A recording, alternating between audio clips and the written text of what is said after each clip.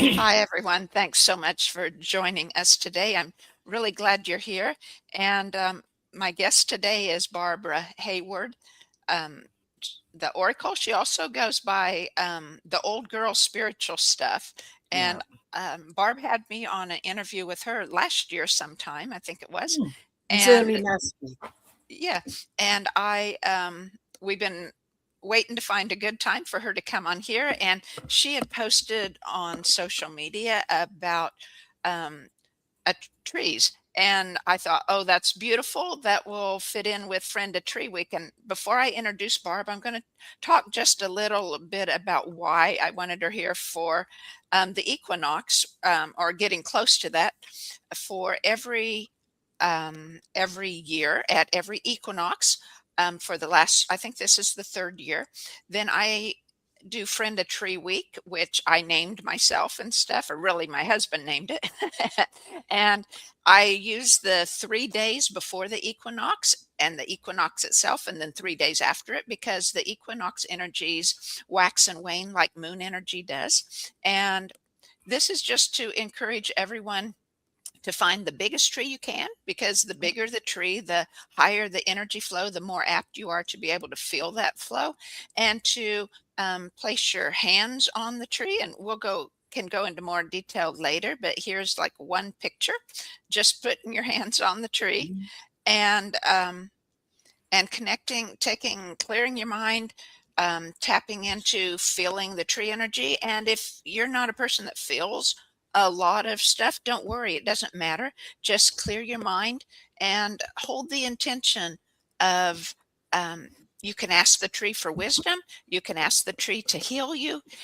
And then what I do specifically in Friend a Tree Week is to encourage you to send your intentions through the trees, throughout the universe, because the tree will pull up all the crystalline energies and earth energies and send it up with your intentions out through the leaves, out through the light waves and water molecules going out through the leaves, and communicate with all the trees. And so you have all this throughout the earth, then sending your intentions throughout the earth.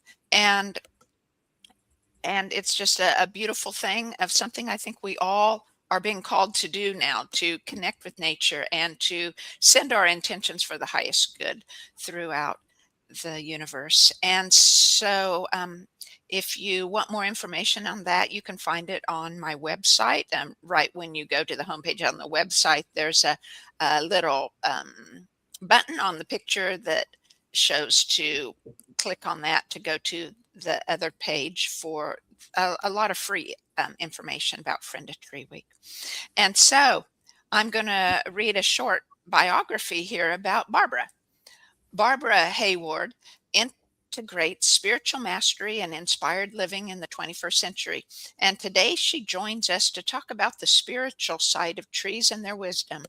Barb has been studying, teaching, sharing, and living spiritual awareness, and ways, including the law of attraction, for over 40 years.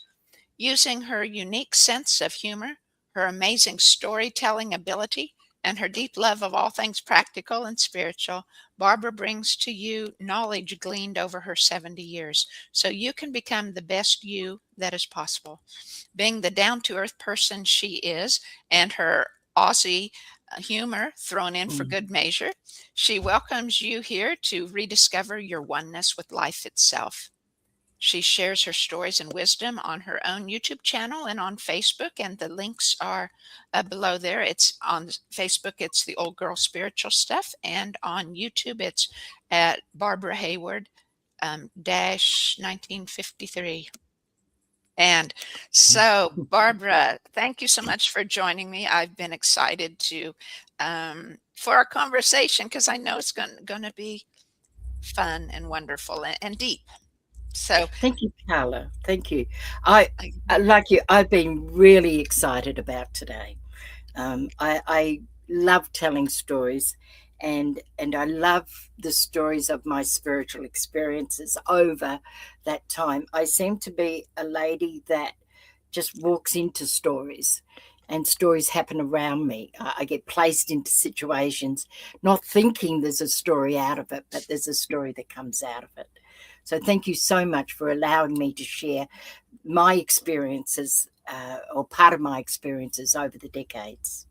Oh, you're very welcome, and I'm very happy you're here. And so, Barb, I'd like to start by you telling us whatever part of your story you feel you want to share or that you feel led to share. And Okay, I was 30 when my marriage broke up. And I met my husband when I was 15, and separated right on 30. So half my life was being very involved in normalism, if you like. And he was a complete atheist, and he'd had been hurt, and all sorts of things had happened. So now I'm on my own, and I joined an organization, and there was because I hooked up with a guy that I quite liked, and there was a function called a psychic evening, and with this organization. So we went there, and there was a lady who gave a reading, and I can't remember the reading, but I fell in love with her energy, went and saw her far too many times, and she became my teacher. So that's the long and the short. But she became a really unusual teacher. We did not touch. She said to me, while I'm with you, you're not allowed to touch a tarot pack, give a clairvoyant message, or do a healing until I tell you you're ready. I want you to have a really strong connection to who you believe God is to you. I want that to be really powerfully strong. I really want you to understand who your people in spirit are, your guides, your helpers, however you'd like to call them. I call them my people. And that needs to be really cemented and concreted, to be at such a stage where you're working as one. The other thing that I want you to do in this time of discovery, and she said, if you can formulate the question, I can give you the answer. If you can't formulate the question, no amount of me giving you the answer will you understand it. And so I can't remember the question, but I certainly remember her answer. And that answer gave me the next 43 years, coming up to 43 years. And it's still unfolding and evolving. And the answer was, she looked at me and she goes, Barb, that's a really good question. Now, because I thought I'm going to get all the answers on a silver platter. How lucky am I? She said, really good answer, though, a question. Now, what I want you to do is go out and ask the universe the question. Keep your eyes and ears open, and life itself will give you the answer. And when you got the answer, come back and we'll talk about it. And this is how she taught me. And in the 8 years that I was with her, she would have sat down maybe 4 or 5 times and just answered my questions. But she wanted me to do the discovery of my discovery. And I call it the listening to the unheard, listening to the unseen and hearing the unheard, which is quite the paradox. So I started to go out and talk to myself, if you like, or the universe. And the questions back there were quite simple. Time goes on, and I meet a man, and I live in Australia with 2 young children, and he's a New Zealander. And long, short story, we find ourselves in New Zealand to live. New Zealand is quite different to Melbourne. It is cold, and certainly winter is a lot colder. We arrived in New Zealand with very, very limited money. In fact, it was $240 way back when. And now we're coming up to winter, and it is cold where we lived. Dennis said to me, look, we've got a pine forest down near the beach. The beach would have been 35 kilometres away, thereabouts. So we can go and get pine cones. And the pine cones, we've got an open fire, and the pine cones will keep us warm. And so we went there, and we took all these bags, and we were going, because, pine forests have got a lot of pine cones. A lot of pine cones. And so we were so excited, and my eldest son was there, and with a friend, and we chop. Not a pine cone to be found. I have absolutely no idea. It wasn't just us, it was other people walking through with no pine cones. So off we go home. And next week, because he works through the week, we went the next weekend. But I took my tomahawk, we took our bags, and I was going to make this happen. Just, the Aussie ingenuity. So the boys started to go the tree, and the forest started to talk to me. It's like, it's not a good idea, Barb. There was other words they said. So I said to the boys, can you come down? Can you just leave it with me? Now, there were other people around. Absolutely nothing. Absolutely nothing. So I selected, and it was interesting you talking about the tallest tree, because the tallest tree in my world is the granddaddy tree. I call it the granddaddy tree. So I looked for the granddaddy tree, and there was this massive pine tree. So I sat with my back to its trunk and cross-legged and in meditation. I said to the daddy pine tree, I said, thank you so much for welcoming us into your forest. And I'm from Australia, and your New Zealand winters are very cold. Would you mind telling me how can we get your pine cones? Where are your pine cones? And I talked about the fact that we would honour the pine cones when we burnt them, that we would feel very blessed while we've got the pine cones, and as the heat warms our house and warms us, that we would be honouring and in appreciation. And I asked the daddy pine tree if it would talk to the other trees around and help us to take the pine cones home. And I gave them thanks for the warmth and all those conversations. And this is a true thing. This really happened. Every story, and I've written it in my book, every story I tell actually happened. There was just a little distance away, there was like an open space, like a circle, if you like, and it was just pine needles, but there was no trees in it. Would have been maybe 15 feet wide in diameter. And there were other people there. I don't know why they were there. There was no pine cones. And I tell you not, the earth opened up, the pine needles separated, and all these pine cones rose out of underneath all the pine cones, all the pine needles. We, that day, us personally, took home 23 large garbage bags of pine cones that lasted us the whole year. Wow. We were not the only ones that saw this. The other couples that were there was about 6 other people, like 3 couples, and our mouths were dropped because I've never seen anything like it. And so we were in tears. They were just in awe. They gathered up their pine cones. There was hundreds and hundreds and hundreds in this circle of pine cones. They were dry. They were old ones, so we didn't have to dry them. They weren't green. And so when we went home and we stored them away, we also gave thanks. And each time we bought a basket of them in, we gave thanks again, because we fully understood that this wasn't a miracle. It was a miracle in our minds, but what it was nature saying that we have some answers for you if only you would ask the right questions. Mm-hmm. And so this was what Crystal was trying to teach me, was to connect.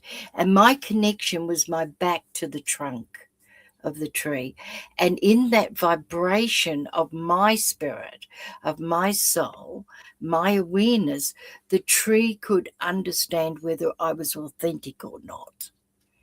Because don't think for a minute that if you're harboring negativity or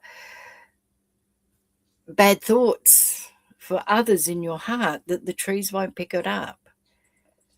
They will pick it up Yeah. because they're far more in tune than we are. And as we were walking through the forest, I did acknowledge the trees as I left. Of course, we had big smiles on our face, and this is what nature wants, for us to be happy. They wanted us to acknowledge where the pine cones come from, to acknowledge them and to bless them, and then to see the happiness in our heart through our face of appreciation, and us knowing that we didn't do this. We didn't do this. We connected with who did do this, and we connected with the oneness, if you like. Mm-hmm. And so that taught me a lot. That was a really practical, life saving, living everyday experience that showed me the practicality of what nature allows and wants for us as well. Oh, that's beautiful. Your own miracle, right? Yeah. To remember all through your life. Ah, You know, lovely. Carla, as I was retelling it, I often think of that experience, whether I'm talking to somebody or not, because that was just such a connection. And it was the mistake I will tell you the mistake I made, if you like. Mhm. The mistake I made was not connecting with Granddaddy Tree in the beginning. Mm. That I thought I had to force the pine cones, because I sent the boys up the tree with the tomahawk to cut them down.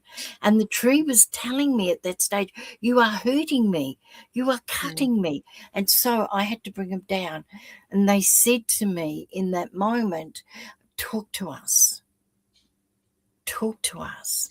And so then I was inspired to find the Granddaddy Tree. And the Granddaddy Tree wasn't the tree that I sent the boys up on. It was a different tree. Mhm. And so it was really an experience, an education for me, that all nature wants is to us to listen. You know, Yeah. um, one of the things I say to people is, if you've got a beautiful garden and you want those beautiful flowers inside your house, please go and talk to the flowers the day before. Ask them, give them their permission to cut them tomorrow.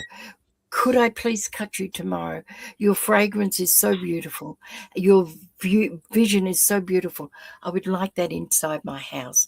Would you mind giving up your space here and coming inside with me? Your flowers will last double the time.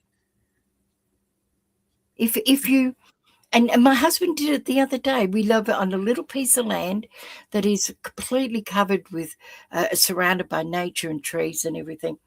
And it's a makeshift driveway. We've put stones on it, and it's getting a little overgrown with grass, and the roots are quite deep. I said to him, "Why are you struggling? Go and talk to the weeds and ask them to give up their roots and go out tomorrow, and they will just fall out.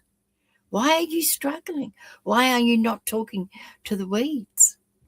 Tell them why you need them to be removed.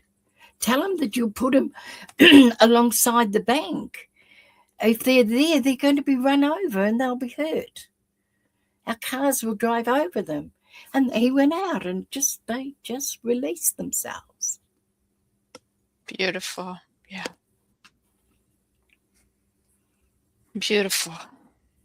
I tried that. I have a couple flowering quince that I planted 5 years ago or 6 years ago when we first moved here, and they have a lot of thorns, and I'm tired of doing the thorns. And so I talked to him after listening to yours because um, I've always thought sometimes I've talked to him, but other times I know that they hear my intentions also. And so I haven't specifically taught, but I would stand by him and know they heard my intentions. But yesterday or the day before, I stood by those flowering quince, like you had done, and I had my hands on them in safe places, so I wasn't getting thorned. And I was just telling him how much I appreciate them because I got them from a friend, and how much beautiful they are, and but that I can't do the thorns anymore. So I was going to dig them up, and I'm going to replant with fruit trees, right? And I asked them so that when I dig in a few days, if they would please release. And so I will have that experience too, Yeah. I'm sure. I had a friend years ago that lived on a farm, and in the middle of the farm was their house property. And my friend had a beautiful veggie garden and the gardens. And she was so sick and tired of the rabbits coming on and eating what she'd planted.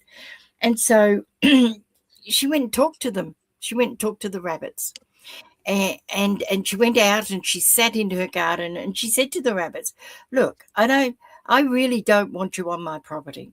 I really, really don't want you to do that. You are eating my vegetables. There's enough grain, there's enough things on the farm itself. Now I'll make a deal with you. I'll make a deal.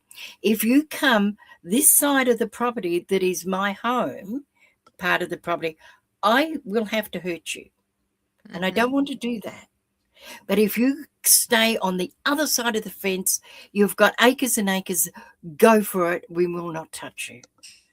No, we'll make that a deal with you. If you stay your side, you'll be fine. Please don't come on my side. I've told you the consequences." She never had another rabbit on her piece of property. Oh, She never had that. I've done it with ants. We had, I don't know why in this house we had ants in the toilet area, but they were there and we couldn't get rid of them. So I did the same thing. I said, if you're after water, I will make sure there's water on the other side of the wall. Please do not come into the bathroom.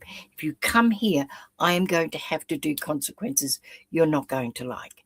But I will feed you water on the other side. Please don't come in again. And they never did. They I will never have did. to I will have to try that. We have a fire ant hill in the yard. I Right. they're no fun. And No. I Ask will them to go somewhere that's more appropriate. Yeah, how far do you think they can go? They can go as far as they like. Well, okay. Well, about a half mile away outside our little town is a Yeah. burn pile.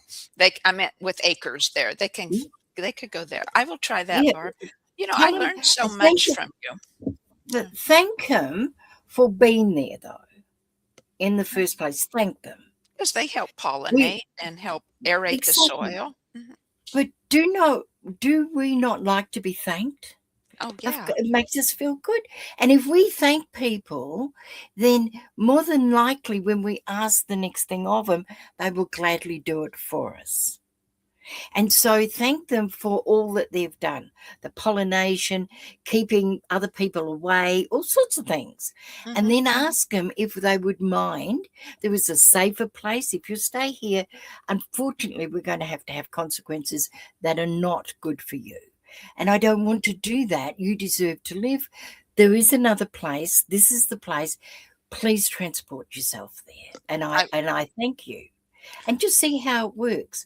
Now, there was a second story, if I may, with trees. Oh, absolutely. I'd love to hear it, Barb. This happened last year. So there's 35 years difference between my first story and this story. The reason I'm in New Zealand at this part of time is because my youngest son has got our youngest grandchildren, and I'd never lived near them, different countries. And so he said to me one day, "Mum, the grandbabies are not getting any younger. They're growing up really, really quickly. You need to be part of their life while they're growing up." So hence, of course, Mum and Grandma and Granddad moved countries, as you do, and here we are. So they bought a house, a lovely house, very old, and in the backyard they planted a shrub or a tree, and it grew over the 10 years that they planted it. And now it's not a really massive tree. It's not a very shady tree. It's quite spindly in itself. And they wanted to take it out and put it in the front garden because now they wanted that space for something different. Mhm. And I went there one day and they've got concrete around the base. All the concrete had been taken up and they're digging away and digging holes and, all around the roots. And I said to my daughter-in-law, I don't mention any of their names through their Right. request. Absolutely. Um, Mhm. I Or spoke to my daughter-in-law and I said, what are you up to? What are you doing? She said, well, we need to move that tree. We want to put it out the front because we want to do ABC with it. And I said, it looks like a bit of a mess. She said, the trees, the roots are really quite down. I said, oh. And she said, I don't know what to do because I don't really want to damage the tree roots because then it'll kill the tree, which is not what we're after.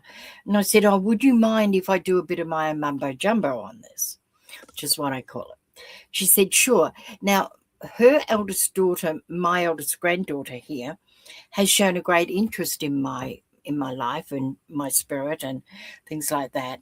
And so I said to her, I'm darling heart, I'm going to talk to your tree.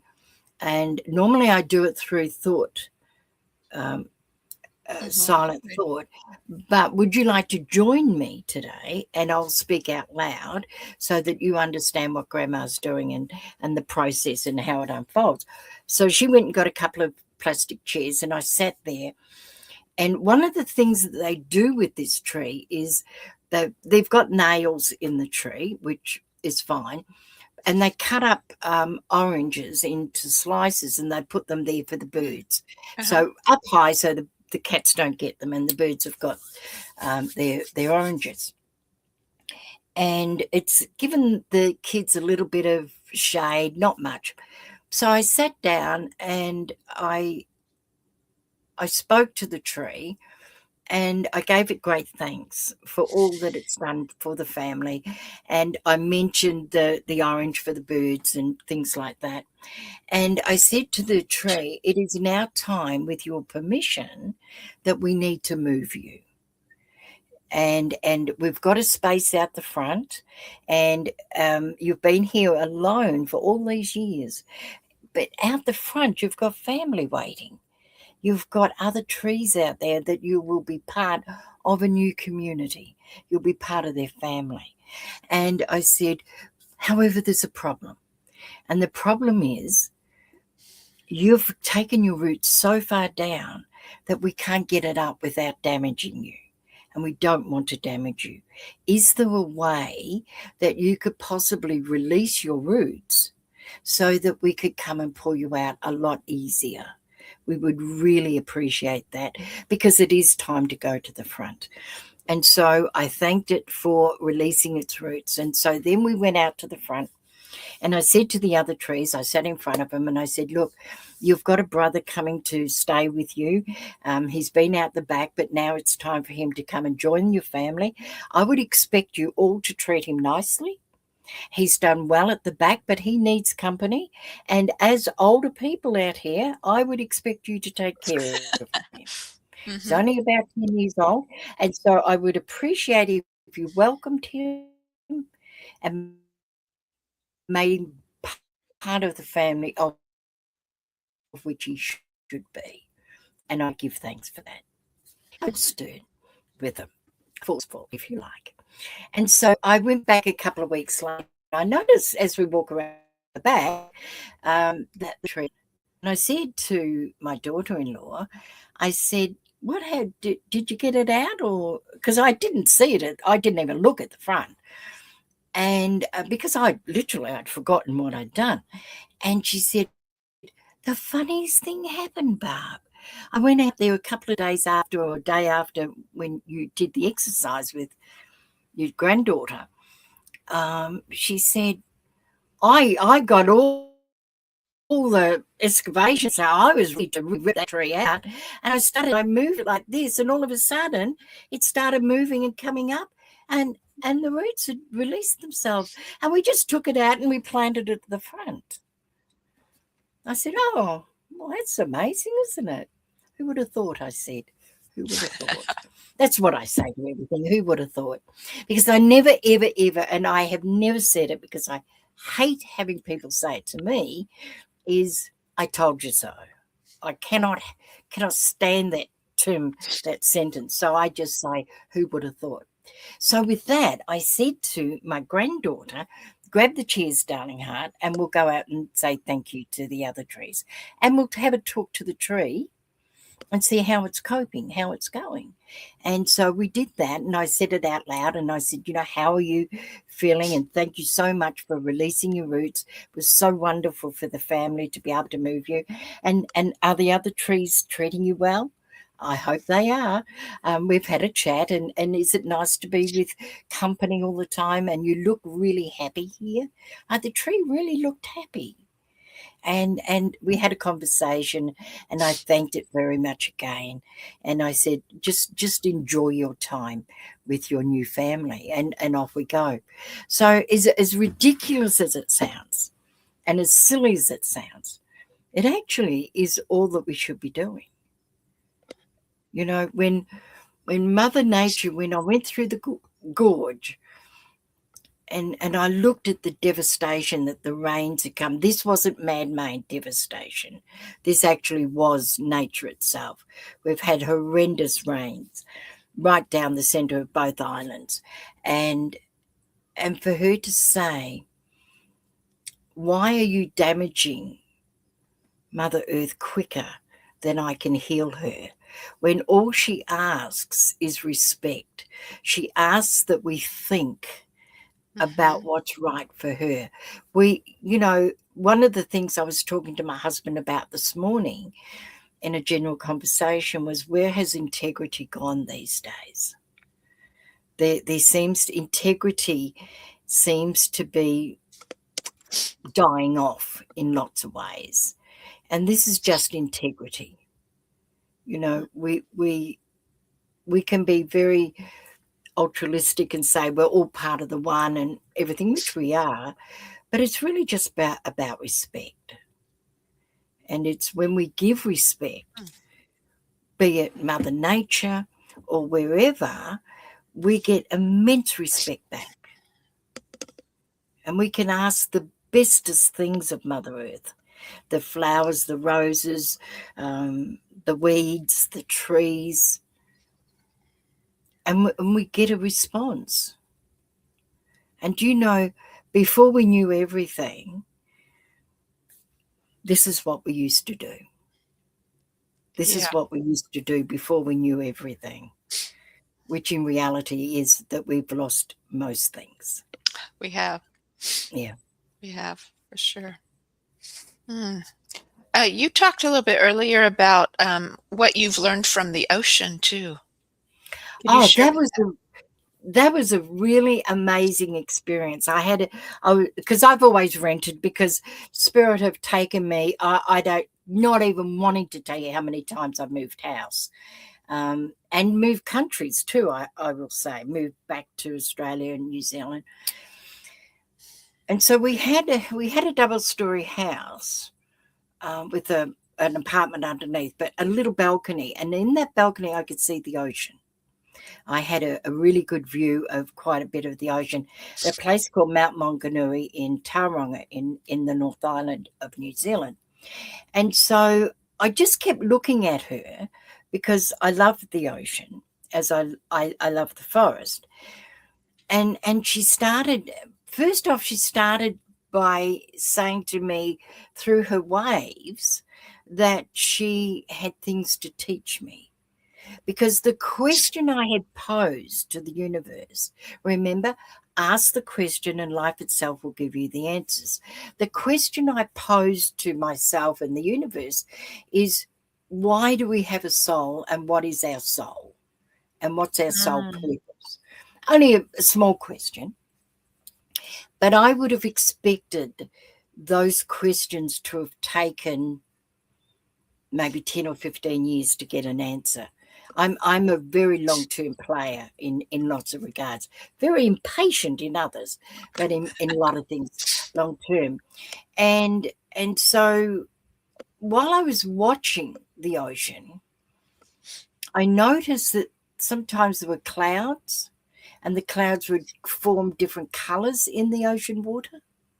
Sometimes I noticed that the waves coming in were very rough when it was windy, and I noticed that there were times it was flat like a mirror and all sorts of things. But this is taken over the 4 seasons that I watched the different colours. When the sun was shining, no clouds, it was the most beautiful blue.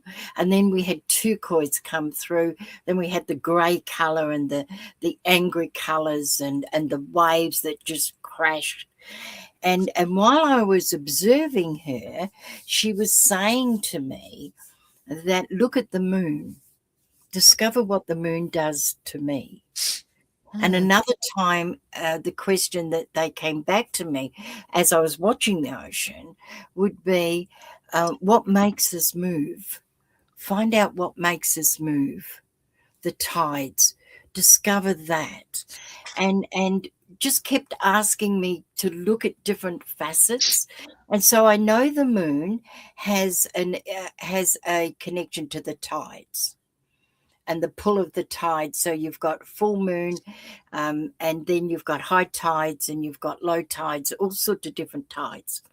Then you've got the wind that comes in off the ocean, and that wind, when it's really forceful, also brings the ripples in of the waves. And that if it's a very calm day wind-wise, the ocean is often very calm as it comes to the beach part of it. And then I observed through her connection was to look underneath the water, not just what was happening on top of the water in connection to the invisible wind and the invisible connection, magnetism to the moon, that connection there. That was all invisible. And so then I had to look under. Sorry, there was a cutout. Then I had to look at what was happening underneath. Now, what we couldn't see was also connected to the moon and the different phases of the moon and the magnetic forces coming from there. We also then had to look at some of the solar flares coming out of the sun and how that electromagneticness affected the water as well. Now, what she was teaching me was at the end of the 12 months, the 4 seasons, she said to me, what you've observed is that you are the water, you're the ocean. You are the physical formation of what we can see. But it's what you cannot see that makes the ocean actionable. If there was no moon and if there was no wind, that water would be totally stagnant. And the only reason it moves is because of the invisible connection between the moon and the wind and the sun rays. And that is me. That is your soul. Because if it wasn't your soul, the invisible part of you, then you would just be a 3D cutout. And they're the things that she showed me over the but I had to keep my eyes open. I had to observe. And that is the secret, is to be an observer of things. And this is something I've noticed, that I didn't have a word 40 years ago. And when I look back from when Crystal started teaching me, I was doing all this without knowing that it had a name. I thought I was weird, and I lived a normal life. I had double-story house, 2 kids, a husband, everything that a normal next-door neighbour had. And so when he left, it gave me the opportunity to for spirit universe to bring this out of me. So I had to recognize it and acknowledge it for what it is.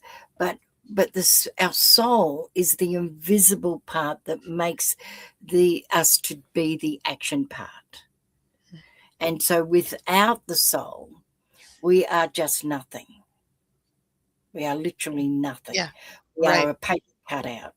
And Yes. it's Yes. the invisible part of us that is the most exciting part, because the invisible part of us makes us uniquely who we are, and makes us react to things in a most uniquely way, in a most unique way. And so when I have spent time observing and listening to that unknown voice, the voice that cannot be heard, and listening to the trees, I noticed that to have great wealth, we lived in a house in Auckland at one stage, and it was just a house. It was a nice house. It was an old house. It was just a house. But we had this patio, really big patio. But what we were gifted was trees around the patio. And so we were a little broke at the time. And I knew that great wealth, you sit in abundance. So we took a sandwich out at lunchtime and sat on the balcony on the patio and admired the trees. And those trees gave us wealth energy. We knew we were sitting amongst abundance. And then years later, we had massive abundance. And so I often say to my husband, in where we live and where we've always lived in different locations, be it Perth in Australia or Brisbane or Melbourne or, or any part of the North Island of New Zealand, the many places, there's always beauty. There is always a piece of nature, even if it's just that weed, even if it's a garden unattended to.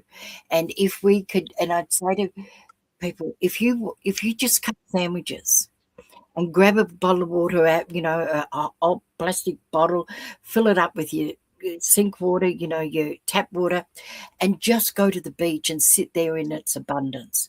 Go walk along the street and admire those rose bushes that somebody's got. Then you're bringing abundance in. Nature is our ultimate abundance. It Yes. changes through its just being itself, just standing there. And when I go through the gorge, I've been through the gorge many, many, many times.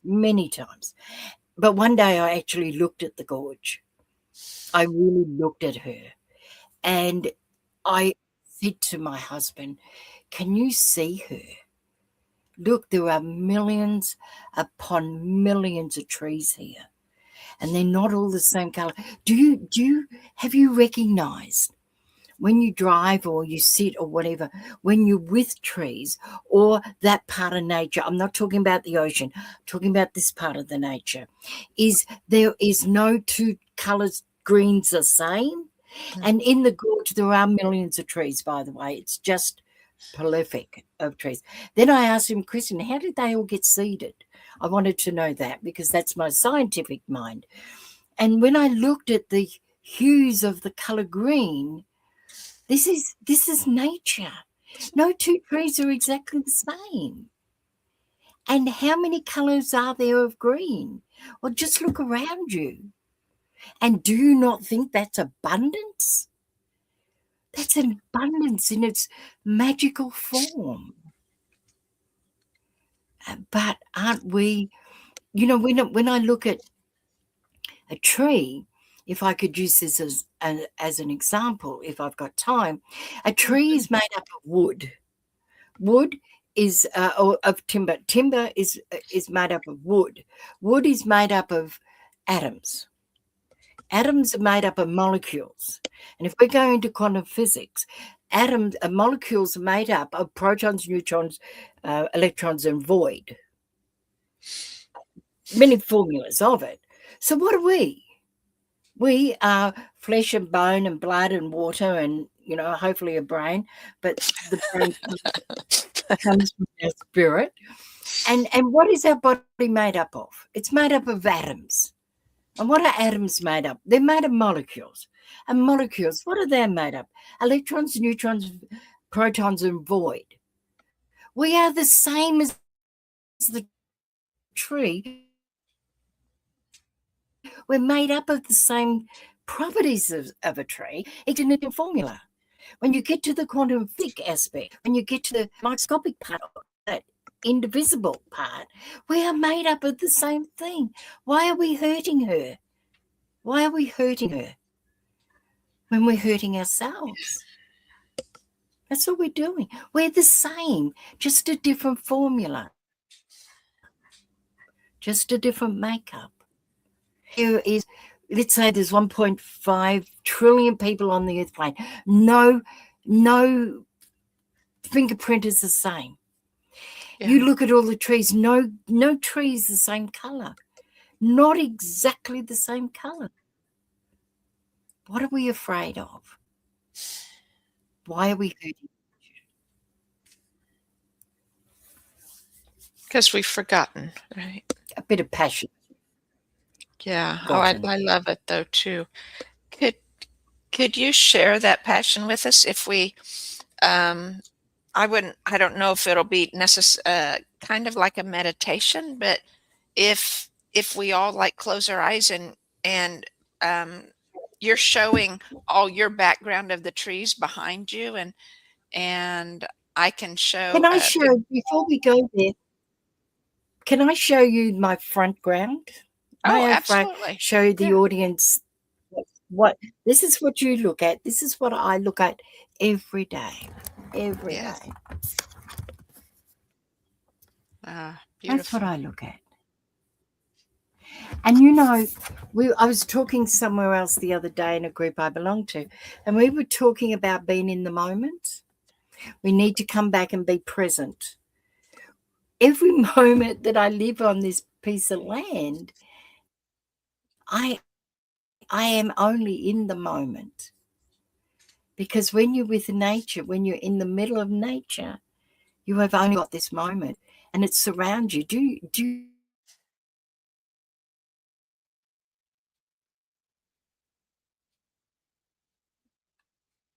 Mm.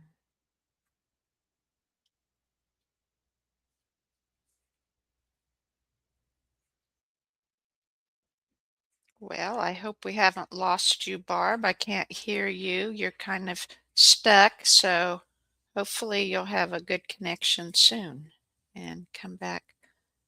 Um, until she comes back, everyone, I want to show you. I showed you this picture before about how you could hold a tree. You could also hold it in a different way if you want to do a hug for a tree. And again, pick a big tree. Oh, there, Barb will have to come back to us here.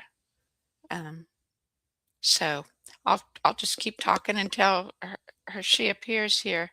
And I do have one more picture of a tree. I thought this was awesome, the big canopy plus the all the massive roots. Um, and that one, a friend sent that to me from Puerto Rico, a beautiful tree down there. And I just love hearing Barb's stories. She has such a great way of telling stories, but I'm learning. I hope you're learning. I mean, she inspires me to go deeper than I have, and in many ways. And she was telling her first experience with trees. I know I had experiences with trees when I was a little girl. We lived on a farm, and we had great big giant cottonwood trees, and they were my friends. And I would go out when I was little, and can't remember what age, and put my hands on them and um, talk to them and tell them my stories or my sadness or whatever I was feeling. And they were just my friends. I played in their shade. I rode my bicycle um, down through their shade of the big canopy over the driveway, and it was just lovely. But of course, I lost that connection as I grew up, and um, then it wasn't until a few years ago, and I had heard like 5 or 6 years ago, and I had heard that trees carry the emotion of the people of the land, that have lived there where the trees are. So I went out and we have two big linden trees right out the back door of our house. And so I um, went to one of them and put my hands on that tree. And I didn't know what to feel. That's the first time I had like consciously held a tree to try to feel their energy. And it was all of a sudden, it was like I found myself, I was really smiling great big. It was like, oh, wow, the tree is happy. And so a day or two later, I'd gone to the other big linden tree and did the same there. And yep, pretty soon it was like I didn't even consciously think of anything except tapping into it. And and that tree was happy too. And here's Barb back. Hi, Barb. Glad you could come back. Oh, sorry about that. Um, Maybe the trees got excited too. I think so. So could you whichever way Absolutely. tap into that energy for us and tell Yeah. us what you feel or a message of wisdom from it or just a meditation, however you feel led. Okay. Okay. Well, what I'd like our beautiful audience to do is just to close their eyes, and I'd like them to sway a little bit, front to back or side to side, because that's what our breeze, that's the breeze of our trees. Doesn't need to be huge, it just needs to be a movement. And when you do this, I want you to imagine the the the leaves are rustling because the breeze is there, it's welcoming. And with this energy, I'd like you to start walking towards a tree. It could be a granddaddy tree, it could be a mummy tree, it could be a sister or a brother tree. And I want you to go up to that tree and I want you to put your arms around that tree. But more importantly, I want you to feel the branches of that tree coming down and hugging you as well.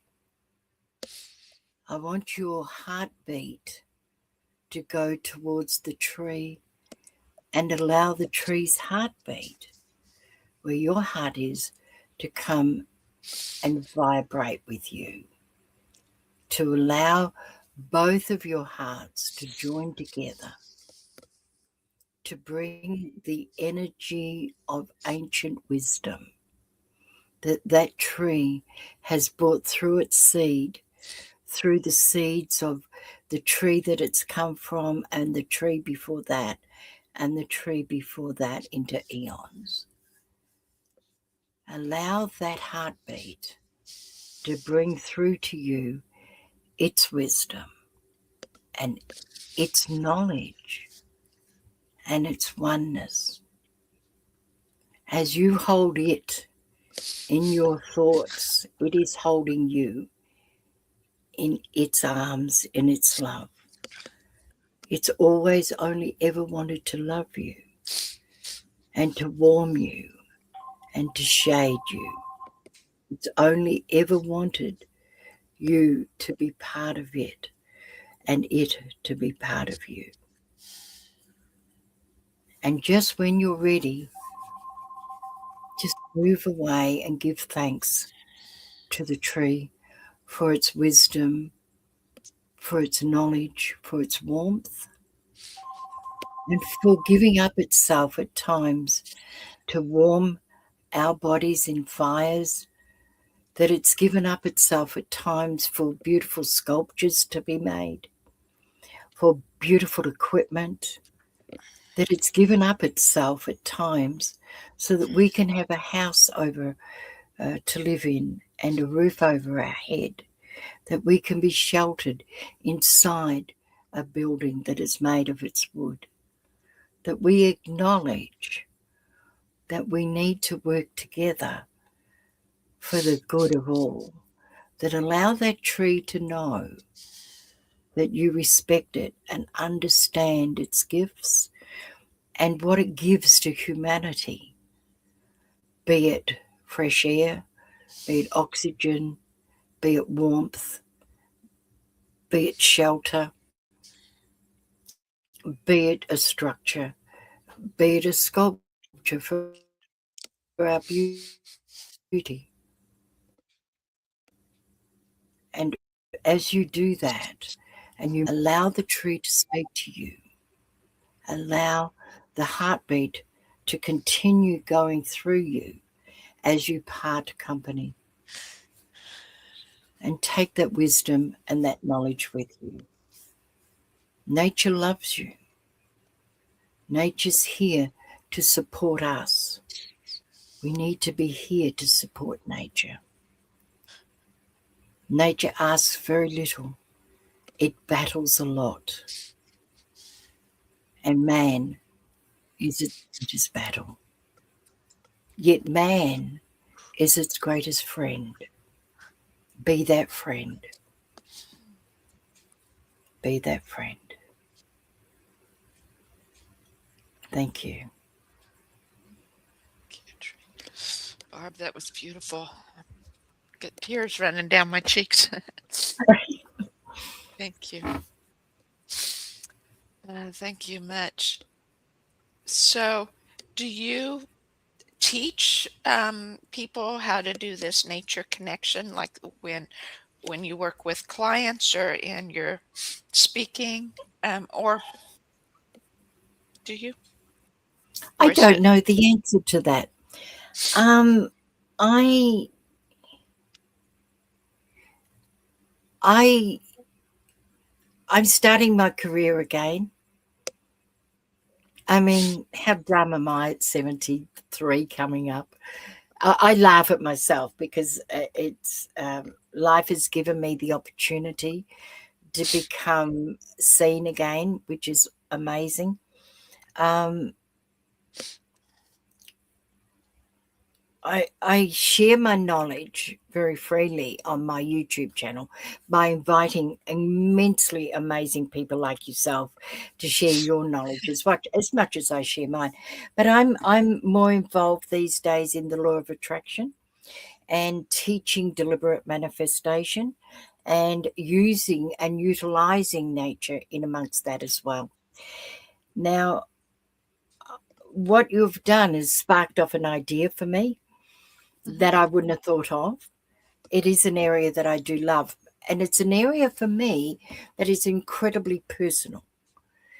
These are stories that I've not really shared. Well, I have shared, but I think the way I'm next week, I'm part of an amazing summit called the New Era of Global Healing, and it's all about healing humans and healing Earth.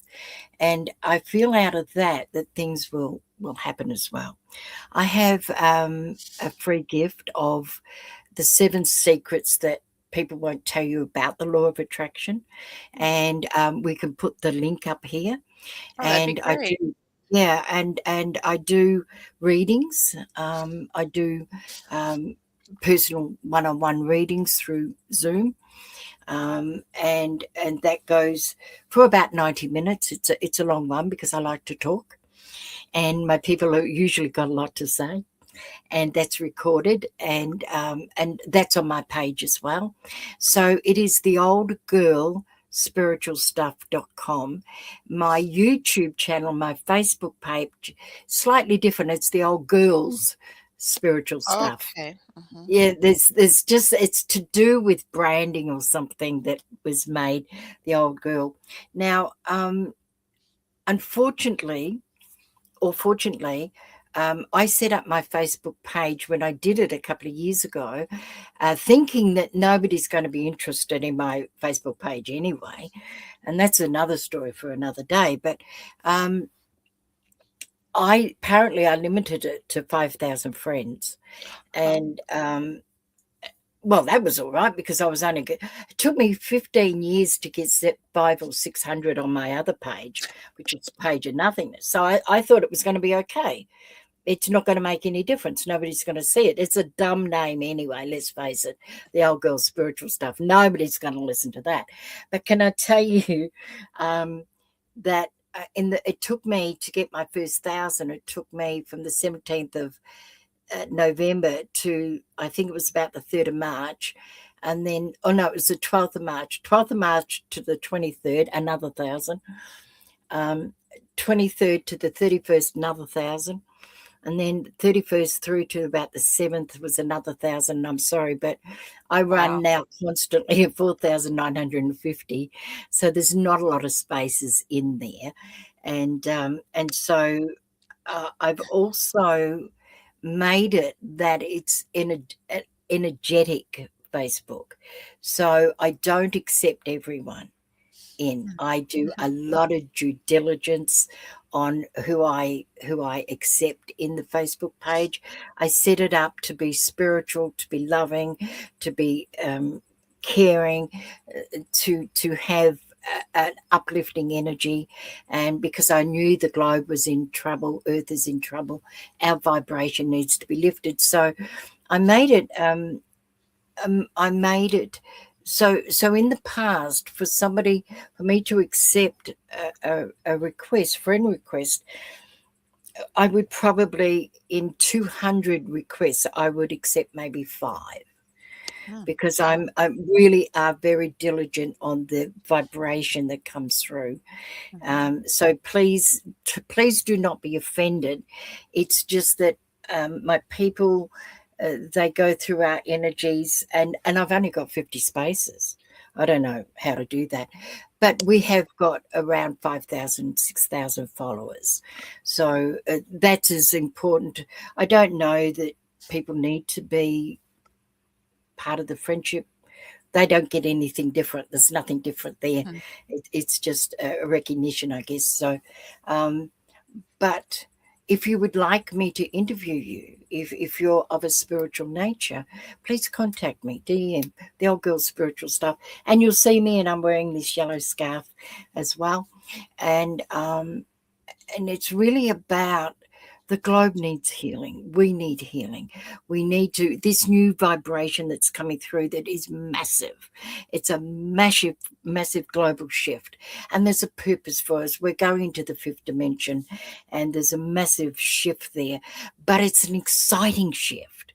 And I will tell you at this summit that we're running next week, my conversation, it's only a small one, is why is humanity waking up all at once, and what is the global shift revealing? And it's so exciting.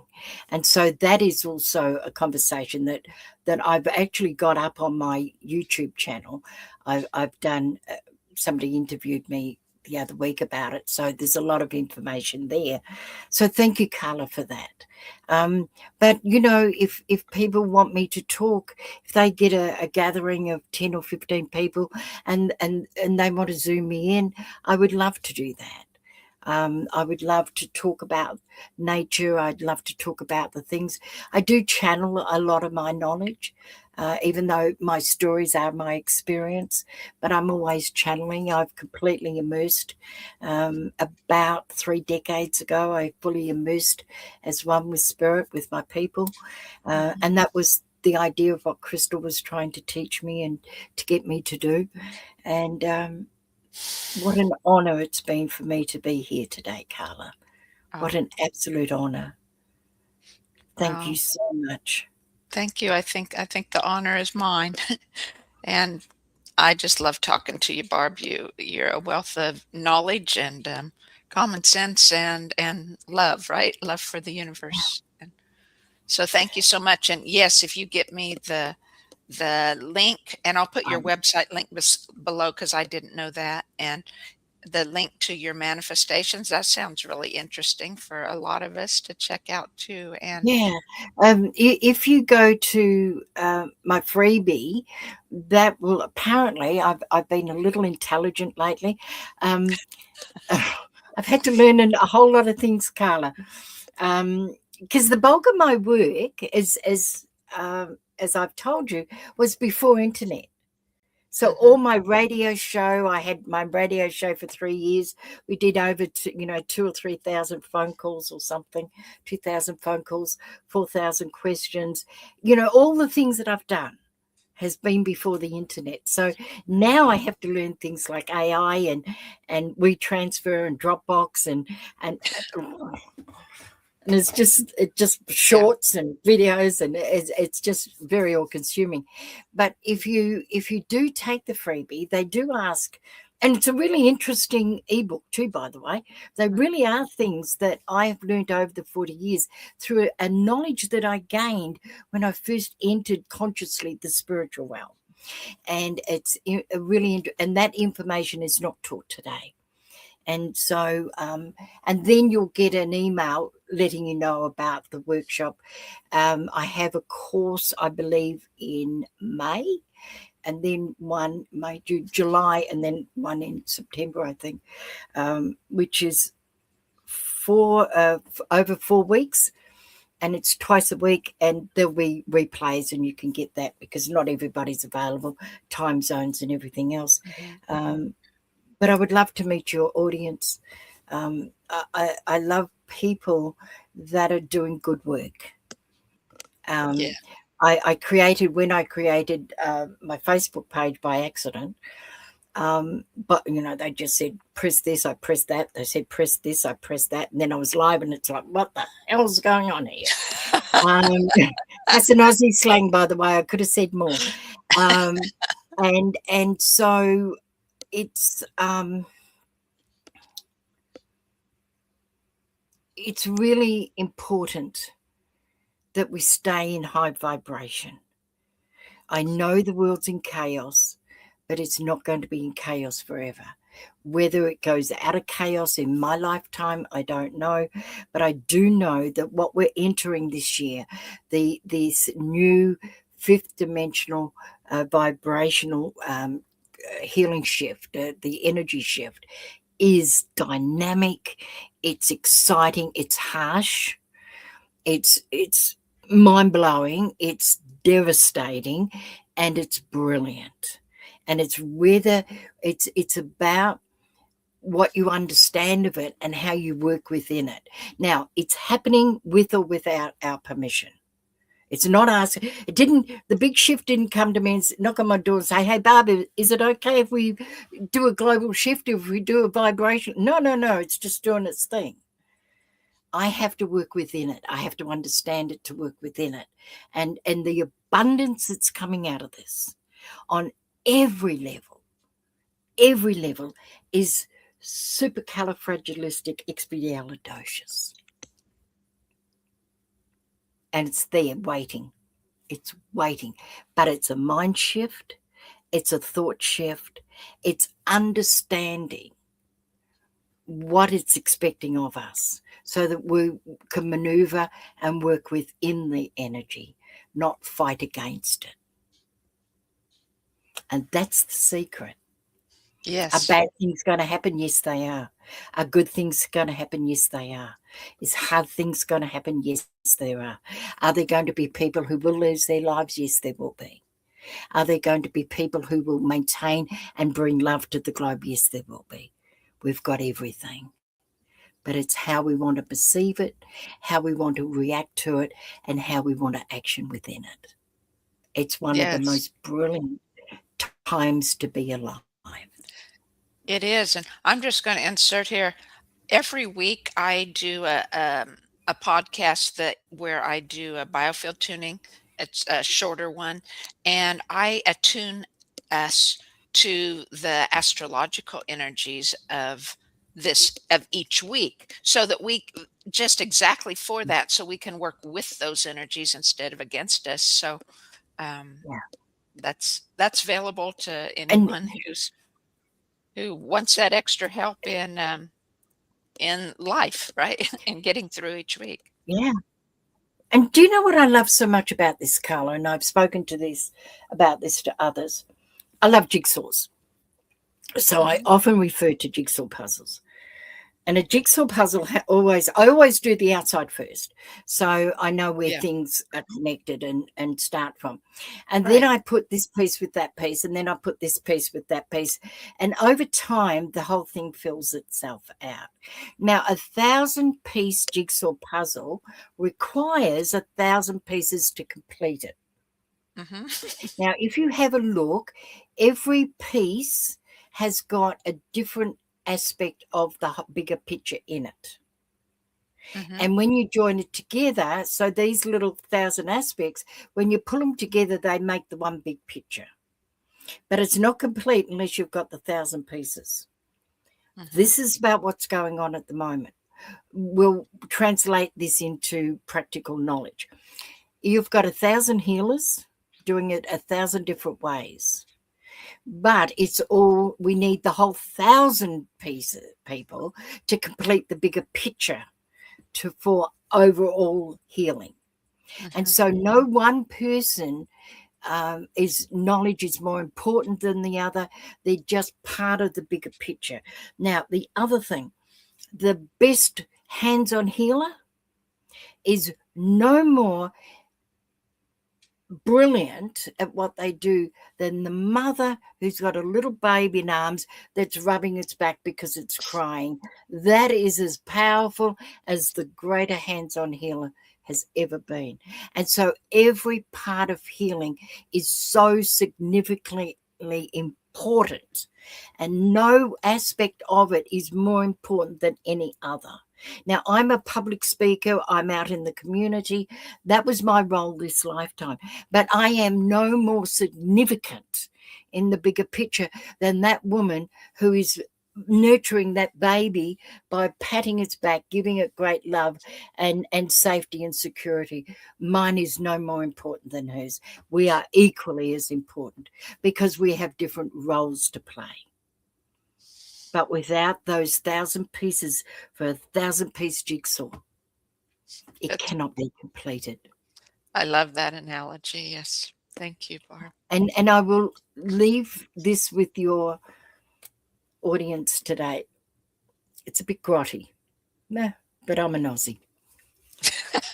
I've tried to look. I've looked at different phases over the decades as what spiritually is happening, and how can I relate it into a day-to-day event.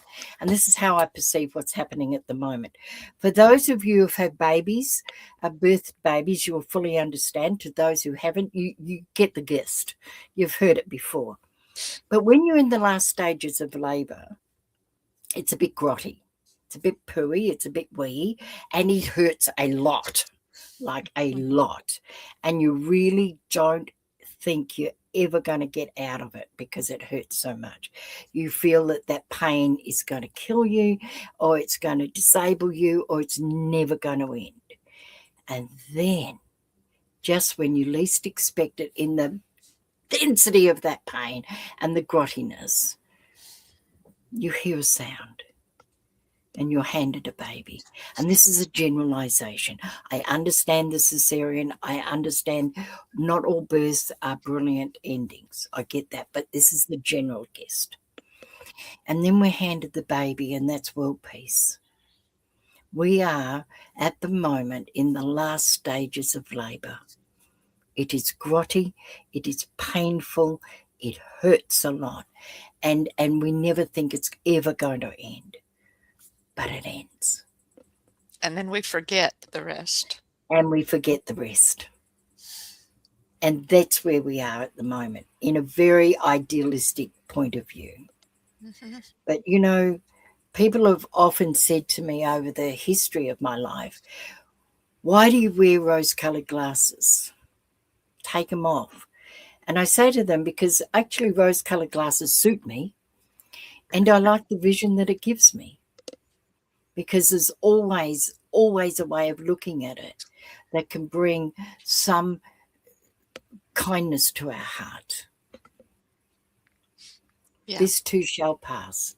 This is a long cycle, I get that, but this too shall pass. And who do we need to go to in the amongst of it? Mother Nature. She will have her arms waiting for us. she will give us that view of the sunrise or the sunset. You think that you've got no money, that you're broke, you're never poor, you can be broke, different mindsets. Have a look at the sunset, have a look at the sunrise. Everybody gets to see the same thing. If you see it in that moment of its magic, of its love for you, you have everything. You have joy and you have this gift. It is fleeting, it's momentary. But you know what? Twice a day, you've got beauty through Mother Nature. Yeah. And it doesn't take much. It takes you to be present and it takes you to be observant. Yeah. Yep. For sure, Barb. Very, very true. And well spoken. I too have decided, because sometimes I think, a lot of people I know are feel very strongly how negative and how bad everything is now, and how untruthful, or where what's happening is, or whatever. And it's like, yes, I know that perspective. I feel it at times, or I have the standing to know why that is very true. But I choose peace. I choose Yeah. curiosity of what's going to happen, what is in the making. I choose love. Yeah. And that's one of the greatest gifts that God gave us. I said to my youngest son when he was going off to Japan to teach, and I think he was about 22, he didn't like it. Loved Japan, didn't like teaching. He doesn't like people a lot, and that's okay. And I fully understand that. But I said to him, darling heart, God gave you 3 great gifts, and you have to pay God back for those 3 great gifts. The first gift is life itself, and you have to pay God back. Whoever you perceive God to be, you have to pay God back. And how you pay God back? By being the best you can at any given time. Now, that best could only be 5% of who you are, but in that 5%, make it the best. That's how you pay God back. Yeah. The second is the gift of love, the giving and the receiving of love, and the love that the universe has for you. My son understands my meaning of the word God. And the third greatest gift God gave you is the gift of choice. Now, you're going to make a choice. You made a choice to go to Japan. Now, it may or may not work out. If it worked out, stay there. If it doesn't work out, make a different choice. Make a different decision. Just nothing is set in concrete, nothing is permanent. You could be called all sorts of names, but the third greatest gift God gave you, son, is the gift of choice. Don't use it wisely, just use it. And if you've chosen the wrong thing, make a different decision. Yes. Just Yes. make a different decision. That's all you need to do. Absolutely. Barb, beautiful. Let's end Thank there. you What so a much, lovely everyone. thought. Yeah. Thank you, Barb. And thank you, everyone, for watching. I hope you have many tidbits and thoughts that can help you on your path. So we'll catch you next time. Ka kite anō. Goodbye until we meet.